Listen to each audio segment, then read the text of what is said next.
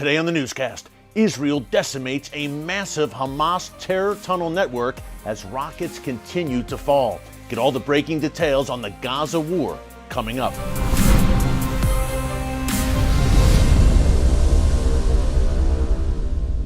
Hey folks, Erick Stakelbeck here. Welcome to the Watchman Newscast. It's just about 7 p.m. in Israel right now. Shabbat is about to begin, but I don't think, sadly, that the people of Israel will get a whole lot of rest this weekend as rockets from Gaza continue to fall.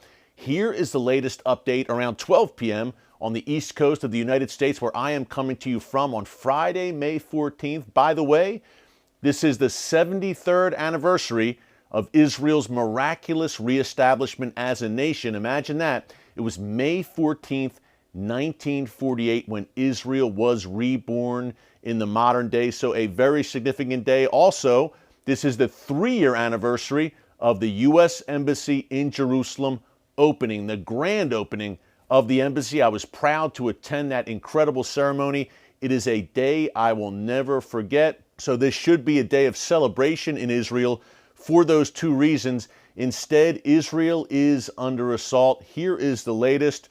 Number one, Hamas and Islamic Jihad and various terror organizations in Gaza have launched some 2,000 rockets at Israel since Monday alone. As we told you on yesterday's newscast, you can check it out here in our archives on YouTube.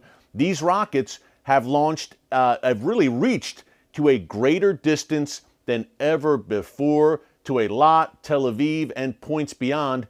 The distance is one thing, but the volume, folks, the sheer volume of hundreds of rockets being launched at one time, massive barrages targeting Tel Aviv. Not only that, with larger payloads and more lethal impact. So that is what Israel has faced over the course of the week. But last night, a major operation on the part of the Israel Defense Forces. I'm talking, of course, about the Hamas onslaught, but Israel has responded with great force and very effectively. Here's an example from overnight. Around midnight last night, the Israel Defense Forces, I think it was the spokesperson, tweeted that Israel right now is targeting Gaza with airstrikes and on the ground. So the media around the world reported, hey, Israel is now entering Gaza on the ground. The ground war has begun.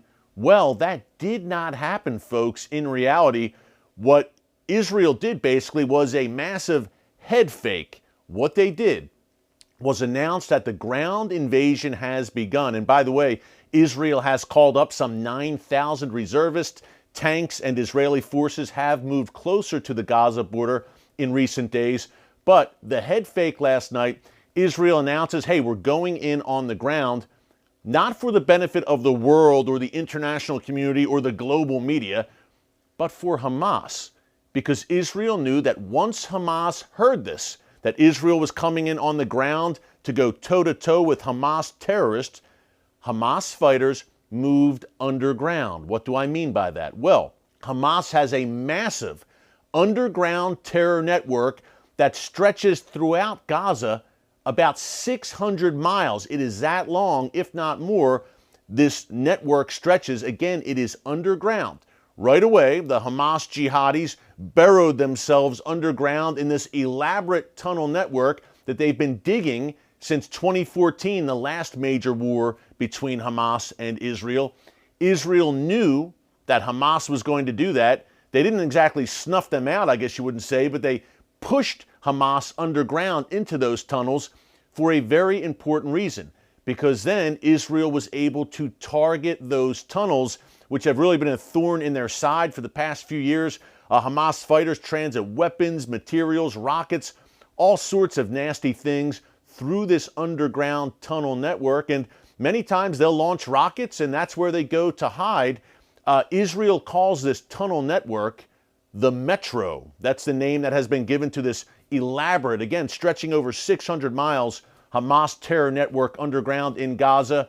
Once the call went out and Hamas said, oh no, here they come, they're coming in on the ground, let's move underground, Israel went in and with a massive aerial assault really decimated, reportedly, this Hamas tunnel network and set it back in a major way. The Israel Defense Forces believe that this has been a crippling blow in many ways to Hamas to hit this tunnel network and hit it with such force and really such ferocity overnight. A massive barrage on the part of Israel against that tunnel network. So I think that is the big story right now that has come out in terms of Hamas's capabilities being hampered. All that said, the rockets continue to fall, particularly in southern Israel, those communities that are right around the Gaza Strip. Of course, as I mentioned at the top, we've seen barrages, repeated barrages, strike Tel Aviv, the second largest city in Israel, in central Israel. Some 70% of the Israeli population lives in and around that Tel Aviv metropolitan area. Ben Gurion Airport remains closed to incoming flights right now as these rockets continue to fall. So Israel definitely going to great lengths to cripple Hamas and Islamic Jihad and their capabilities, not only the tunnel network, but taking out, eliminating several top Hamas commanders, leaders of Hamas's military wing, in addition to Islamic Jihad commanders. Not only that, taking out a good deal of the Hamas military, intelligence and cyber warfare structures inside Gaza. In addition, striking Hamas's naval units as well, and many of these anti-tank missiles that Hamas and Islamic Jihad, both Iranian proxies, just a reminder there, more on that in a second, they have also been taken out. So Israel, a very effective campaign, clearly. All that said, the rockets continue to fall. So how long will this last? Will Israel feel compelled to ultimately go in on the ground? Because Hamas will not stop firing rockets at Israeli civilian areas. That's the big question right now. But I think it gets to the heart of the matter in that Hamas and Islamic Jihad would stop. They would stop these rocket onslaughts against Israel, and these hostilities would cease if their masters in Tehran gave the word. If Iran called off their wolves of jihad and said, no more, stop firing the rockets, enough is enough, then Hamas and Islamic Jihad would stop, because they answer to the mullahs, the Iranian regime in Tehran right now. I've said it before, I'll say it again. The head of the snake is the Iranian regime, not only with what's going on in Gaza right now, but Hezbollah in Lebanon, the Houthis in Yemen, Iraqi Shia militias, various radical forces in Syria, that ring of fire which surrounds Israel right now, armed to the teeth with hundreds of thousands of rockets, missiles, and attack drones. Iran is calling the shots. That's Iran's ring of fire, which surrounds Israel right now. By the way, we love the Iranian people, a country with a rich history. It's the Iranian regime, not the people, the Iranian regime that is the problem. Just wanted to make that distinction very clear. And the Iranian people, more than anyone, is suffering under this regime, just like the Palestinian people are suffering under Hamas's tyrannical rule, which brings us to the casualty count right now.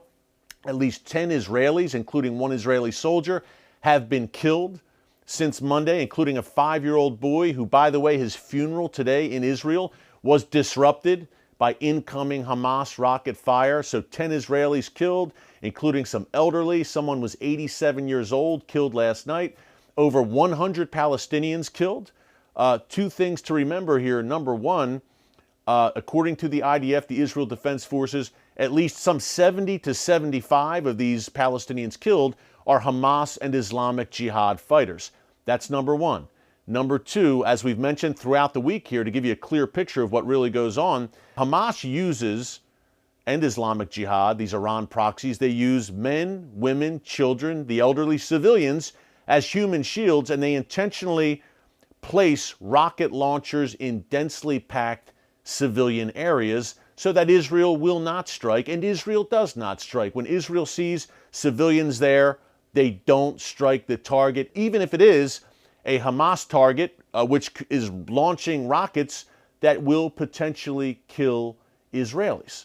But Hamas puts these people intentionally in harm's way. That is a key point to remember. Secondly, some of these Hamas rockets, according to the Israel Defense Forces, at least 200 of these Hamas rockets that have been fired this week have not left Gaza. They have fallen back into Gaza, essentially. I don't know if it's a malfunction or what, but they have fallen. They've been launched out of Gaza, but they have fallen not in Israel, but in Gaza, inside Gaza, and they have killed and injured Palestinians.